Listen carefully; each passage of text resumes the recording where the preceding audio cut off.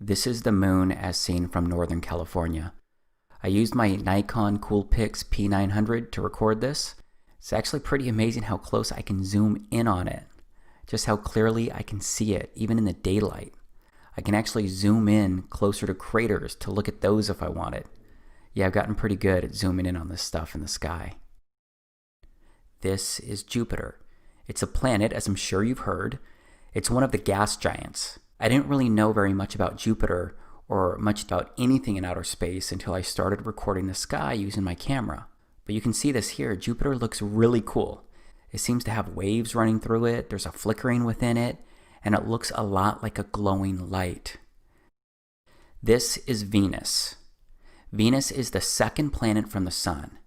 It's the second brightest natural object in the night sky after the moon.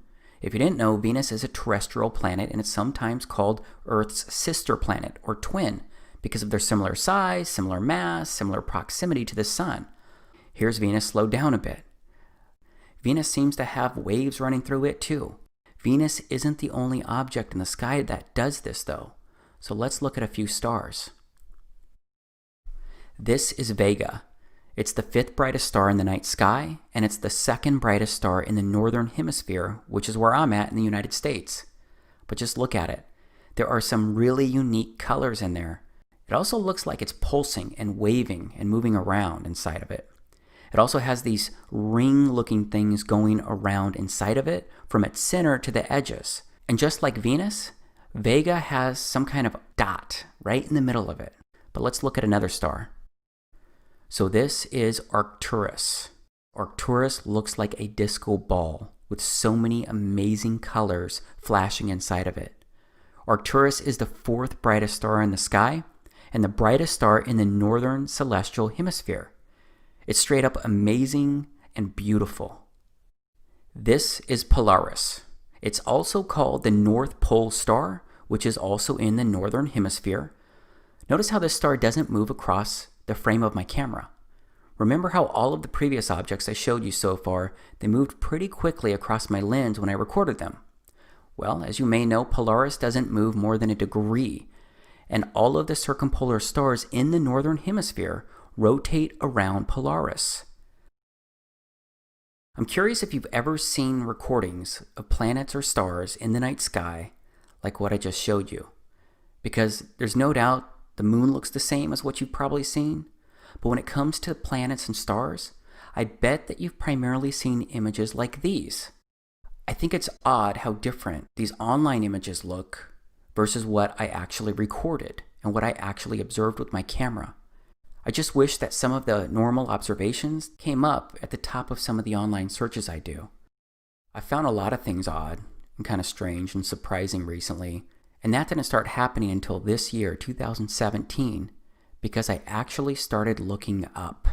I started looking at the daytime sky, started looking at the clouds and how different they can be from one day to the next. I looked at planes flying across the blue sky. I looked at the sun behind the clouds. I looked at the clouds floating across the sky, and I started paying attention to the moon in the daytime, in the nighttime. I started looking at the moon's different phases, its different colors. This is a waxing crescent moon. This is a full moon. And like I mentioned earlier, I bought a unique camera to record all of this. It's the Nikon Coolpix P900. I bought it to personally study all of these things as I looked up and took some interest in the sky. And my interest in the sky and my studies, they led me to look into the missions in outer space. First, I looked into the Apollo missions to the moon. Then I wondered why we hadn't been back to the moon in 45 years. I wondered why even now we didn't at least have a fleet of rovers scouring every inch of the moon, including its other side that we didn't even land on. But apparently there's a competition to get rovers on the moon. But I mean, we have a rover on Mars. Why didn't we at least send one rover up to the moon to constantly observe it, since we no longer send humans?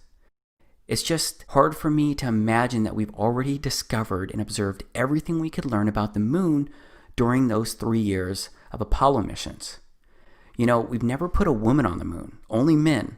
So why not send our first woman to the moon? That would be a spectacular accomplishment. At least I think so. But then I came across a video of Don Pettit. He's a very outspoken NASA astronaut who's been to outer space 3 times. He said this is why we haven't been back to the moon. I'd go to the moon in a nanosecond. The problem is we don't have the technology to do that anymore. We used to, but we destroyed that technology, and it's a painful process to build it back again. Then I found out about the Van Allen radiation belt. Here's what a NASA engineer has to say about the Van Allen radiation belt. We are headed 3,600 miles above Earth, 15 times higher from the planet than the International Space Station. As we get further away from Earth, we'll pass through the Van Allen belts, an area of dangerous radiation. Radiation like this could harm the guidance systems, onboard computers, or other electronics on Orion. Naturally, we have to pass through this danger zone twice, once up and once back. But Orion has protection. Shielding will be put to the test as the vehicle cuts through the waves of radiation. Sensors aboard will record radiation levels for scientists to study. We must solve these challenges before we send people through this region of space. Sensors aboard will record radiation levels for scientists to study. We must solve these challenges before we send people through this region of space. So yeah, I found it really interesting what that NASA engineer said about the Van Allen belt. And it turns out that other NASA folks have said the same thing about leaving low Earth orbit. And what comes after the International Space Station once its mission is over? How do we ensure the presence of humans in space? Well, that's a great question. The plan that NASA has is to build a rocket called SLS, which is a heavy lift rocket. It's something that is much bigger than what we have today, and it will be able to launch the Orion capsule with humans on board, as well as landers or other components to destinations beyond Earth orbit. Right now, we only can fly in Earth orbit. That's the farthest that we can go. And this new system that we're building is going to allow us to go beyond and hopefully take humans into the solar system to explore. So the moon, Mars, asteroids, there's a lot of destinations that we could go to, and we're building these building block components in order to allow us to do that eventually. The technologies that we're testing out on Space Station are definitely helping us with our goals of going beyond low Earth orbit. So we have a really robust exploration program at NASA. And here's a quick look at the technology that we used to make it to the moon. Here's an image of the command module being rescued in the ocean. This made it to the moon and through the Van Allen belt and back to Earth. Here's video of a command module taking off from the moon. Here are some images I downloaded from NASA's website showing the module and a close-up of the technology that we sent to the moon. So yeah, I was surprised to hear about the Van Allen belt because we went to the moon 9 times and sent 12 men during the Apollo missions from December of 1968 to December of 1972. I'm kind of a detail-oriented guy. So I wanted to learn more about all this because while I'm detail-oriented, I'm also pretty cynical and extremely curious about things that don't immediately click. But I got sidetracked during my research because I came across Neil deGrasse Tyson saying something kind of weird. If you didn't know, Neil deGrasse Tyson is an astrophysicist, and he's pretty well known inside the science community. So here's what he said. So you spin, when you spin pizza dough, it kind of flattens out. Yeah. Gets wider in the middle. And so Earth, throughout its life, even when it formed, it was spinning. And it got a little wider at the equator than it does at the poles. So it's not actually a sphere. It's oblate. And officially it's an oblate spheroid. That's what we call it. But not only that, it's slightly wider below the equator than above the equator. A little chubbier. A little chubbier. Yeah. Chubby's a good way. It's like pear-shaped. Yeah. I researched this statement because it didn't make sense to me. And yeah, if you watch the whole video of when he says this, he gets into sea levels and more. But I gotta tell you, he didn't mean the statement as a joke. But it still seems like a joke because who says the Earth is pear-shaped? Pretty odd, right? Either way, his statements and my research led me to download just more images and more videos from NASA's actual website. These are a few of their images of Earth that they took from space. And as I was downloading and researching photos and videos at NASA's website of our first moon landing, the Apollo 11 mission, I discovered something pretty crazy. Apparently, NASA lost the tapes that recorded data of the original Apollo 11 moon landing in 1969.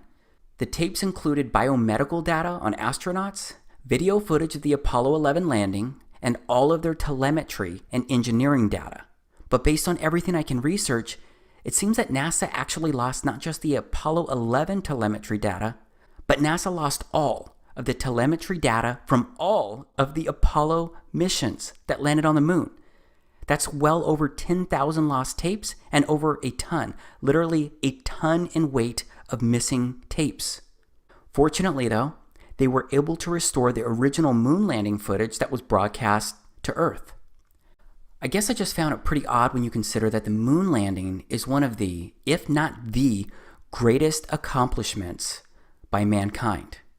Because I figured NASA would take really good care of that stuff and properly label boxes and reams of recordings. Okay, so that seemed pretty careless. But then I stop and think, wouldn't right now be the perfect time to go back to the moon? We've made significant breakthroughs in technology in the past 45 years. So imagine today's technology that NASA could bring to the moon to record and study it. Imagine the beauty that they could show the entire world. Because we could have crystal clear, high-definition footage taken directly from the surface of the moon. I mean 4K resolution stuff that would blow everyone's minds. But instead, everyone seems to be okay with not going back. And that's despite the original video of our first ever moonwalks during the Apollo 11 mission being destroyed. And they say the original recordings, they were actually super clear and nothing like the grainy video that was broadcast to millions on television. But I guess it doesn't really matter either way, since we destroyed the technology to get back to the moon. That's if you believe what Don Pettit said. So my curiosity compelled me to keep researching all of this stuff. And a lot of what I found, it didn't make a whole lot of sense. Like, why does it look like this flag is flapping or blowing in the wind? And this module taking off looks pretty weird to me. So yes, a lot of the moon landings and stuff surrounding outer space can come across as odd. And yeah, maybe each odd thing can be explained away. It's just that when I look at all of the oddities as a whole, it's a bit creepy. And I say creepy because someone I know and someone I love once said this stuff was creepy when they started looking into it. And all of this creepy stuff made me want to keep researching and keep asking questions. But I ended up asking one question that can get you labeled as a nutcase. It's a question that makes people laugh at you. It's a question that I bet you've already seen coming as you've been watching this video. And that question is, did we really go to the moon? I'm sorry, Jay. I'm sorry. I could see that how that would affect your Christmas. I made that whole thing up. What? I'm sorry.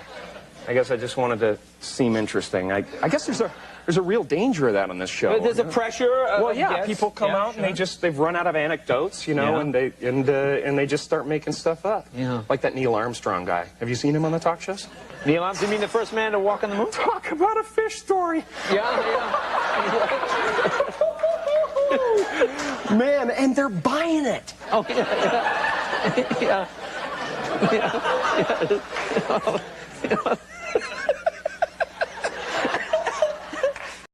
Yep, we all know that people get labeled crazy or get called conspiracy theorists for questioning the Apollo missions or if we ever went to the moon.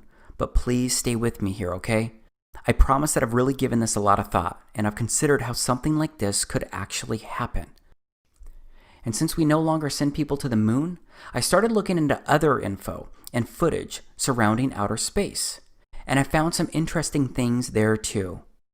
This is Gemini 4 that was completed in June of 1965. That was well before the Apollo 11 mission. This is the first American spacewalk recorded using an 18mm lens camera, and it recorded at 6 frames per second. But straight up, this looks like stop motion video to me. Back to what's odd. And it's that I can't find any other video of astronauts turning their helmets. A turning helmet appears to be only happening during this first ever spacewalk. Because the thing is that my research showed that the helmets couldn't turn or swivel because they're fixed to an airtight ring base. And once the suit is pressurized, it all becomes extremely stiff. And I don't see the helmet turning again in any of the video for this spacewalk or any others. But there's a lot of footage available that's been taken from the International Space Station, the ISS. This is it here. Of course, a lot of live interviews and videos have been done and recorded from the ISS, and that's resulted in a lot of footage to look at. First, and this one's just kind of really funny to me, it turns out that there's a lot of weird-looking hair on the space station. It's like the hair is gelled or hairsprayed up, like straight up, and it's not supposed to move. Why not just let it flow and showcase its weightlessness? Maybe it would get in the way, but there are also ponytails and such, right? You look like you're in a studio, maybe in Omaha, Nebraska or something. The shot is so clear. Is this a hoax? Are you really in space still? See the hair? Okay, this is a good place to freeze for a moment and transition, because things go from questioning weird hair to deeper levels of strange. See the hair? I don't know. We're going to have to do something for you. Yeah.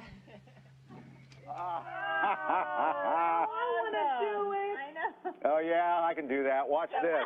It looks like this guy is grabbing a wire attached to the guy next to him. He's not grabbing air, and there is no reason why any of these guys would be wearing wires in space.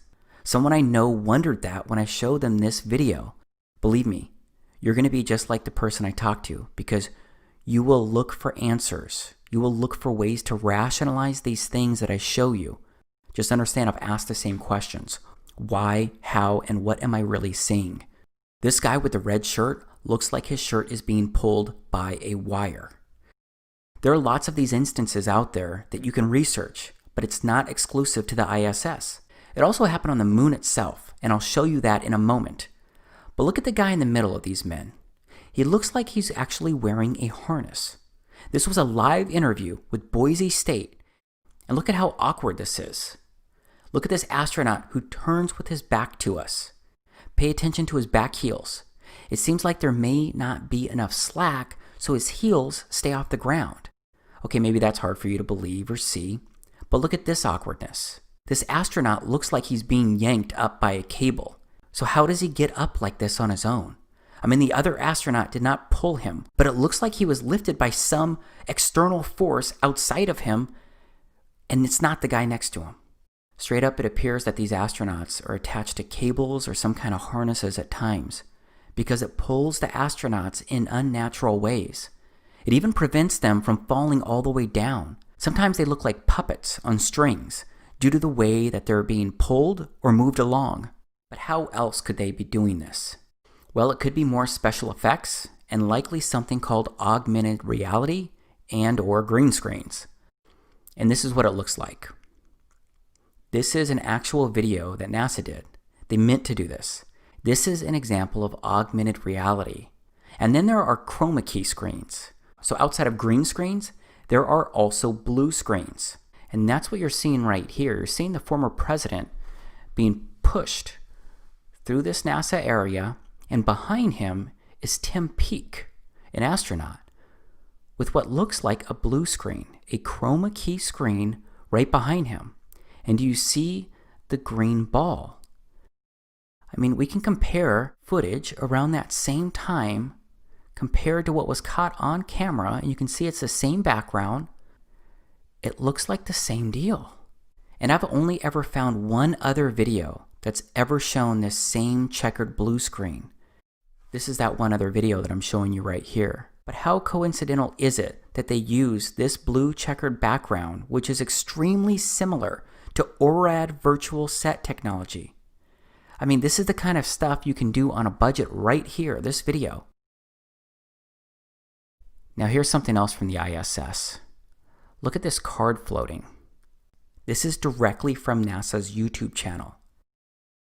this card, it just doesn't look real. Is there an air conditioner on up there? I mean, look at it. It looks like they're doing everything they can not to laugh. Next, people say that the spacewalks may have been recorded underwater and not on the moon at all. Because, as you can see here, astronauts are definitely trained underwater.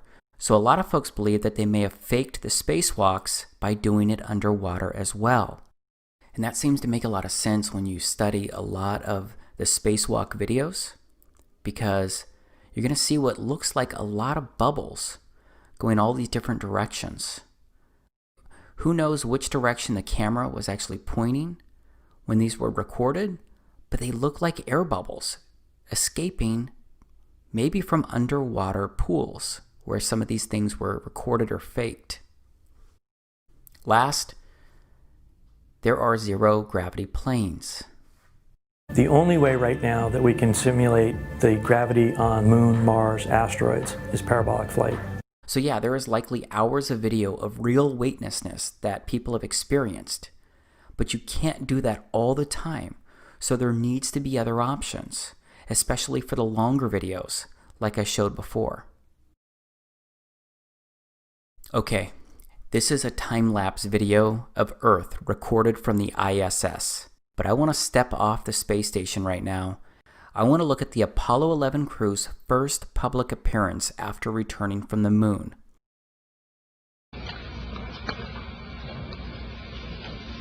It was our pleasure to have participated in one great adventure. It's an adventure that took place not just in the month of July, but rather one that took place in the last decade. We all here and the people listening in today had the opportunity to share that adventure over its developing and unfolding in the past months and years. It's our privilege today to share with you some of the details of that final month of July that was certainly the highlight for the three of us of that decade. So a lot of people question that video and the emotions that they showed at this press conference, especially Neil Armstrong, who was in the middle. But yeah, it looks like maybe they were impacted by being on the moon. That could be a significant moment. Just as a heads up, this news conference occurred on September 16th, 1969. And these astronauts returned to Earth on July 24th, 1969. So yeah, it's less than 2 months for them to get their bearings, but it turns out that they did forget a lot in that short time frame.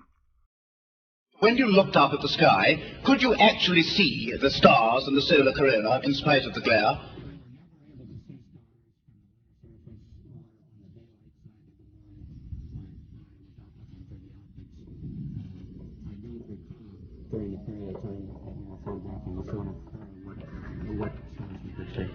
I can't imagine that he was debriefed and that kind of question wasn't asked. What he saw, what he felt, what he experienced while on the moon. And now listen to Mike Collins, who was sitting to the left of Neil Armstrong. I don't remember seeing any. Neil, you were a little bit concerned, you said about... So now Mike doesn't remember seeing any stars either. We have to remember that the reporter asked about them looking up at the sky and if they could see the stars based on the circumstances. So Mike Collins' answer has got to apply to his experience in the command module itself because he didn't walk on the moon or go down to its surface. But let's look again at Neil's response to what Mike said. I don't remember seeing any. Neil, you were a little bit concerned, you said about... Notice his body language, and it looks like Neil even whispers something under his breath to Mike. Was he telling him to simply shut up? I don't know, but the interaction looks really odd to me. All right, here is another interview with Neil Armstrong. And right after I show you this quick piece, I'll immediately share a few more statements made by other astronauts who shared what they could or couldn't see while in outer space. Mr. Armstrong, I do realize that when you were on the moon, you had very little time for gazing upwards. But could you tell us something about what the sky actually looks like from the moon, the sun, the earth, the stars, if any, and so on? The sky is a deep black when viewed from the moon, as it is when viewed from cislunar space, the space between the Earth and the moon. The Earth is the only visible object other than the sun that can be seen, although there have been some reports of seeing planets. I myself did not see planets from the surface, but I suspect they might be visible. Whilst From in Mark space, Cameron. This is from Mark Cameron. whilst in space, have you ever looked away from Earth into the black void? Yeah. All because the you can time. see. Yeah, Because you can see the stars. Oh, yeah. You know, and pretty much all the time you can see the stars. The sky is a deep black when viewed from the moon, as it is when viewed from cislunar space, the space between the Earth and the moon. Space, and you're on the sun side of the orbit. The sunlight washes out all the starlight, so you can't see any stars, just like here on Earth. There's all the stars there, and the cool thing is about it, you can see it during the day. Yeah, you can, and there's more than stars. You can see planets, you can see moons. You see the gas Magellan clouds of the you Milky Way see galaxy. the Magellan. Pretty much all the time you can see the stars. Then when you look out into deep space away from the sun, it's the darkest black you can imagine. So this black space you're looking at on your screen right now could or couldn't be what you see when viewing outer space from outer space. I guess you have to go to outer space or walk on the moon to confirm this truth for yourself. But I'm going to stay focused on the objects in outer space because I want to ask why the images of stars and planets taken by satellites in space look so different to what I actually observe with my camera. Here's Venus again, as seen through my Nikon P900. Here's Arcturus again. Here's Vega again. Here's another star, Antares. It looks pretty cool too. I showed you my online research earlier, except I can't find any video of these amazing stars or planets that were taken by NASA. Now we're looking at NASA's website. From 1 million miles away, NASA camera shows moon crossing face of Earth. It says a NASA camera aboard the Deep Space Climate Observatory Discover captured a unique view of the moon as it moved in front of the sunlit side of the Earth last month. The series of test images shows the fully illuminated dark side of the moon that is never visible from Earth. The images were captured by NASA's Earth Polychromatic Imaging Camera, EPIC, a 4-megapixel CCD camera and telescope on the Discover satellite orbiting 1 million miles from Earth. First off, that looks very similar to the same side of the moon that I look at. Be interested to know if it's identical. But here below it says this animation features actual satellite images of the far side of the moon, illuminated by the sun, as it crosses between the Discover spacecraft's Earth Polychromatic Imaging Camera EPIC and telescope. This is supposed to be the moon passing the Earth from 1 million miles away. So yes, at the same time, I'm criticizing and thinking that their video, their animation doesn't even look real. But I'm also still wondering why we just don't have more videos by NASA of outer space itself. But there are some recordings out there. There's the Cassini spacecraft out there near Saturn that recently plunged into Saturn. And then there is the Juno spacecraft observing Jupiter. But I'm sorry, all of these look like CGI images to me. They just don't look real. So these spacecraft are satellites, right? What about satellites in general? I looked up satellites online, and the satellites are all CGI or fake-looking images when I search them.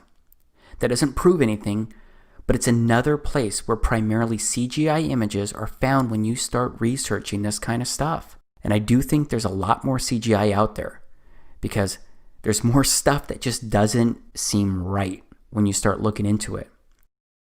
Like the SpaceX missions. These are landings recorded by SpaceX and published by them. This is CRS 6. This is CRS 8. This is CRS 10. This is CRS 11. Again, this just doesn't look real to me. And how can a rocket steer a landing like this? These rockets are like huge, massive, heavy sticks, except they can rocket to the ground in reverse. They can take off right, re-enter, flip around, and come to the ground in reverse and land with this kind of crazy precision using these tiny little fins. They're not even fins. They don't have wings. So yeah, this is a lot that I'm showing you, a lot that I'm asking you to question. But that's because there's a rabbit hole of random things that just don't make sense, and they don't look real. And then there is a film positioning itself as a documentary called A Funny Thing Happened on the Way to the Moon. And while it looks like there's some disinformation in this video, it does address a few things that kind of make you think twice. It does seem to address some valid questions. Here's some video from it. The cost of the 3 moon rovers in 21st century currency? Nearly $60 million each, though they had fewer parts than a Jeep. Where was all this money going? Then there's the flag, blowing in the wind, at least twice, on the atmosphereless moon. Here the editor cuts to a still shot of the flag, just as the effect becomes noticeable. Here it is unchecked. This rare clip, attained decades ago, was never re-released with the inevitable increase in experience and scrutiny. To demonstrate 1/6 gravity, a bouncy, floaty feel to the astronauts' movements would be similarly achieved with relative simplicity. Slow motion. You are viewing the scenes as they aired more than 30 years ago. Now let's look at them with the speed doubled. It becomes discernible that they are, in fact, in Earth's gravity, and are no more leaving the ground than they would on Earth.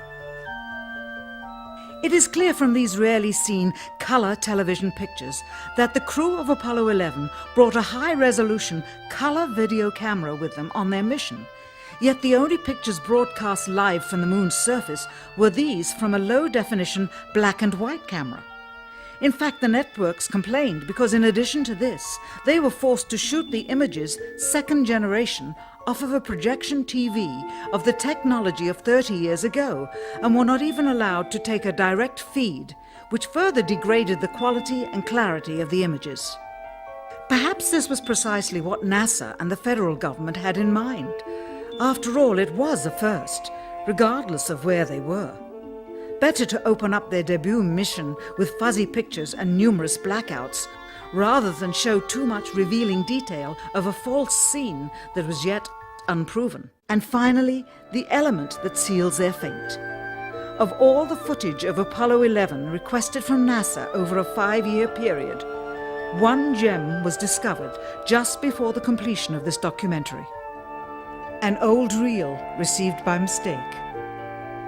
It contains the raw or unedited footage of the crew of Apollo 11, Michael Collins, Edwin Aldrin Jr., and Neil Armstrong, staging part of their mission for nearly an hour in living color, with exceptionally clear behind-the-scenes audio of conversations discussing the techniques used to achieve a disingenuous picture depicting the Earth at a distance, in order to falsely demonstrate their far journey from it and their ability to survive passing through the Van Allen radiation belts.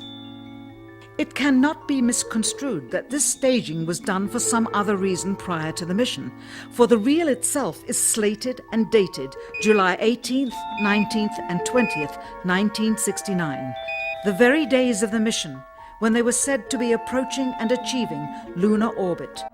Understand, too, that only about 20 seconds of this raw footage was ever broadcast to the public, and these conversations discussing their deception were believed to be private, until now. Here they discuss that these television transmissions were in fact not broadcast live as everyone believed, They were first screened and edited for playback later.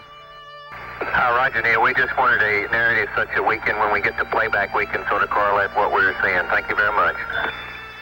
Here they discuss the fact that they have turned out the lights and have blocked out sunlight from entering the spacecraft through the other windows as to not cause any reflected light to fall onto the spacecraft's wall in the foreground. Okay, very good. Well, we shut out the sun coming in some of the other windows into the spacecraft, so it's looking through the number one window, and there isn't any reflected light.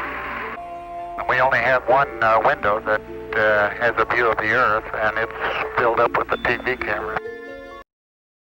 This is where the astronaut is back in view, but the lens was supposed to be on the window. Is it legitimate? I don't know. There's just so many weird things about the Apollo missions when you research them. And again, I'm not vouching for a funny thing happen on the way to the moon, but it does address a few questions that seem to make sense, that seem to be worth asking. And then there are the space shuttles, which are supposed to be gliders when they re-enter our atmosphere and they land. So space shuttles don't have the appearance of what you would think is a glider, and they make what appears to be lots of crazy loud jet propulsion noises when landing on runways, just like regular jets do when they're landing.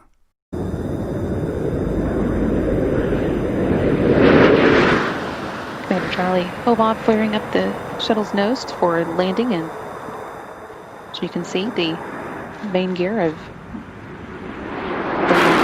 in place. And since we're talking about jet propulsion, let's go back to the moon for a moment, because some have pointed out how there's no crater underneath the lunar module landing. The jet propulsion would have likely created a crater, or at least some type of big marking from its landing. There isn't any dust anywhere though, not even on the legs or feet of the module. I would think that some kind of dust or rocks should have been blown around from the lunar module landing on the moon. Keep in mind that the module had a 10,000-pound thrust engine, except it seems to have left no disturbance underneath it. Also, Neil Armstrong is sitting on top of that engine when it's initially landing on the moon, but he's heard clear as day when they're landing. 60 seconds. Lights on. Forward. Forward. 40 feet down, 2.5. Picking up some dust. Straight shadow.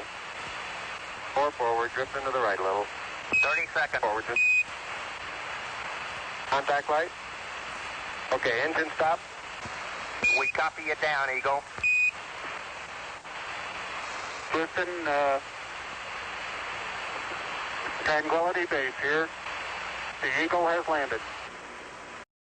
There just seems to be so many questionable circumstances involving NASA.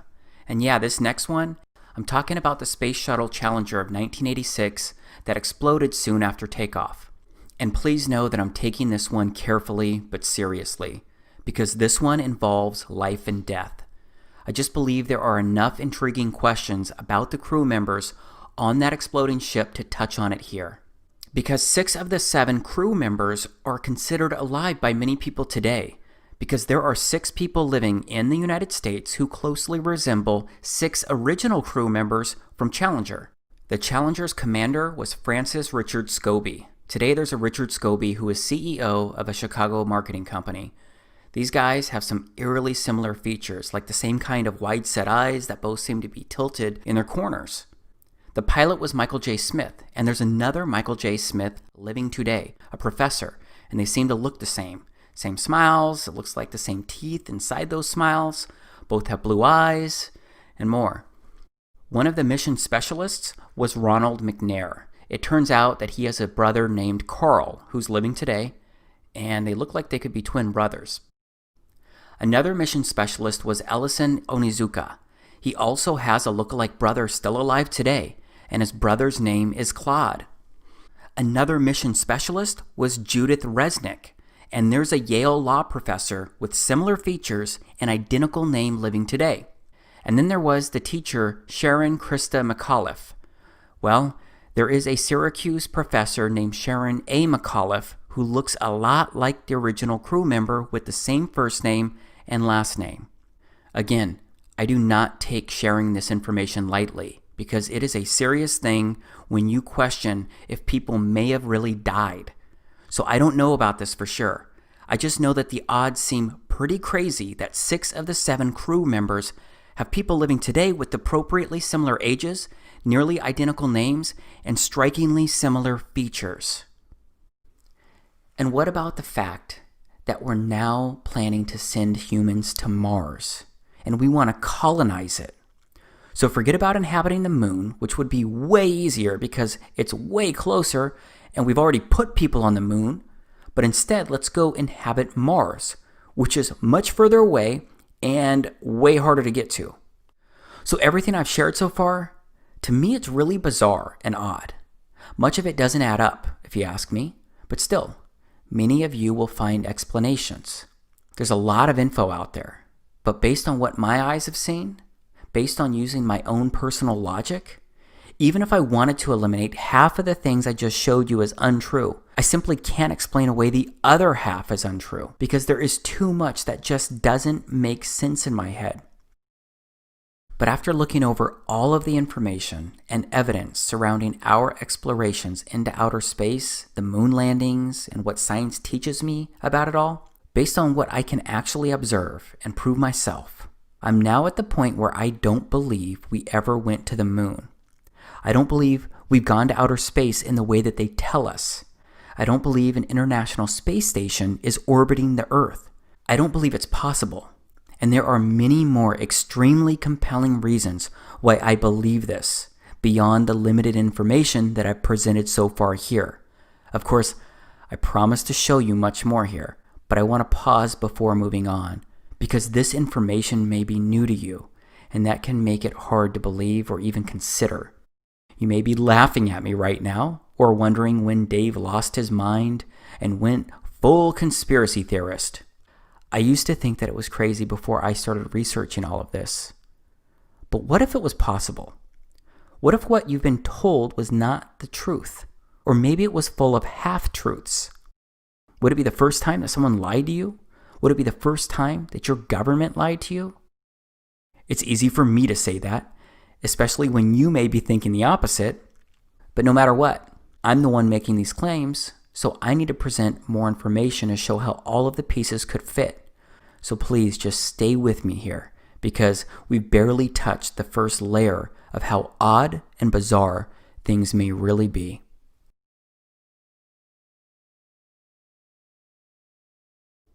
Okay, Earth is what we're going to get into right now. We're going to focus on the place that you and I both live and exist. First off, what does the Bible say about Earth? Let's look at the first book of the Bible and see how the story of creation begins. In the beginning, Elohim created the heaven and the earth was without form and void, and darkness was upon the face of the deep, and the Spirit of Elohim moved upon the face of the waters. So that said, Earth came into existence on the first day of creation, except the God of the Bible withheld the creation of the sun, moon, and stars until the 4th day, which is revealed inside Genesis chapter 1, verses 1 through 14. So the way that I read that is that Earth is unique, and it holds center stage inside God's creation. But whether you are a Christian or not, isn't it at least possible that Earth could be the center and heart of everything? But whether you believe that Earth is the heart or not, it turns out that it's really hard to get good photos of Earth. And obviously, we have to go to outer space to get photos of Earth itself. This is an article at the White House, A New Blue Marble, July 20th, 2015. NASA releases its new blue marble photo, first such photo since 1972. No one on this planet had ever seen a whole picture of the Earth until 1972. And you can see it's also at medium, and that's where I'm going to go to now to look at that because it has a cleaner layout. You can see it's the same deal by Scott Kelly, NASA astronaut. No one on this planet had ever seen a whole picture of the Earth until 1972. Then you get the blue marble. This is a photo of it. It was the first full photo of Earth taken on December 7th, 1972. And that was the Apollo 17 spacecraft that took that. You got another photo here. Looks a little different. Okay, you got another image, another image. So why is the blue marble a bigger deal than these? Turns out it's quite tricky to take a good photo of the entire Earth. The planet is big, and there's a lot of lighting issues. As a result of these challenges, NASA, NOAA, and other science agencies most often rely on composite images to depict our planet. These images stitch together multiple high-resolution snapshots taken by satellites already in orbit to produce one seamless portrait of the Earth. And that's what the three photos above are, composite images, produced by NASA over the past 15 years, released respectively in 2002, 2007, and 2012. Composite imaging is an extremely useful tool for helping people understand the Earth, like this black marble, which, by stitching together multiple views of the planet, shows a full global view of the Earth's city lights. That's why today I am excited to see that NASA has released its new blue marble, the first of many more to come later this year. The blue marble is the first fully illuminated snapshot of the Earth captured by the Discover satellite. It looks like it's a joint NASA, NOAA, and U.S. Air Force mission. And there's a guy who's famous for doing these composite images and manipulating data and putting it all together. And this is the guy right here. This is from NASA's website. It's an interview. Data visualizer and designer Robert Simon. And they ask him, what do you do? And what is most interesting about your role here at Goddard? How do you help support Goddard's mission? And he says, my role is to make imagery from Earth sciences data. I turn data into pictures.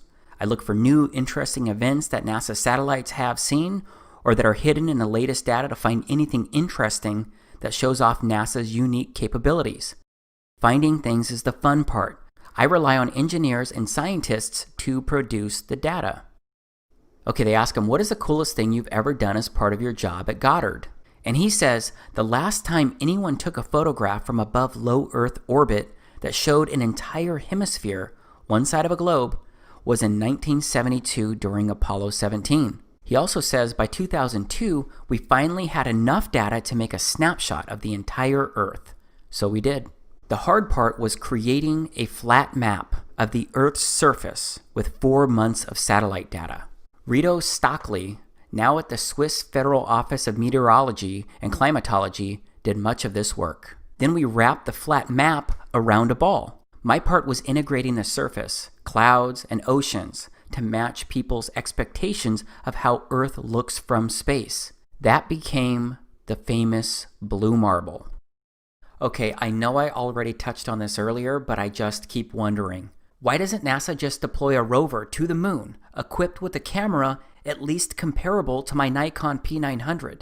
Then they would have it on the moon's surface all the time, because they could take continuous images of the entire Earth throughout the different seasons and months. They could zoom in on continents and islands, and maybe even more, like I do of the moon from here on Earth. Wouldn't you get good and accurate images with that approach? Wouldn't that make sense? But instead, they have a data visualizer / designer who compiles all of the different data, and then that data gets stitched together by that person. But let's just step back again. And I'd like to review the Science 101, some of the basics surrounding the Earth, the Sun, and the solar system. I'm talking about the basic info that we're all taught about Earth, the Sun, and the solar system, and how they all move and work. First, the Earth rotates eastward around an invisible line known as its axis. And I've actually got some video of the Earth spinning provided by NASA. This is an official video by NASA of the Earth spinning. It was captured over a 25-hour period. It is really, really hard to see any of the continents in this video. I guess it was just too cloudy for those 25 hours. Okay, now I'm looking at live science. How fast does Earth move? As passengers on Earth, we are all carried around the sun at a mean velocity of 66,600 miles per hour. Add that dizzying notion to the fact that we are spinning at the equator at a 1,000 miles per hour clip, an action that causes the planet to bulge outward. Of course, these velocities are relative to the sun and to the poles, respectively. Okay, how fast is Earth moving? Let's look at that again. As an Earthling, it's easy to believe that we're standing still. After all, we don't feel any movement in our surroundings. But when you look at the sky, you see evidence that we are moving. Okay, how fast are we spinning? I just went through this, but it's interesting to see another source, and it talks about depending on where you're located, right? Sun and galaxy move too.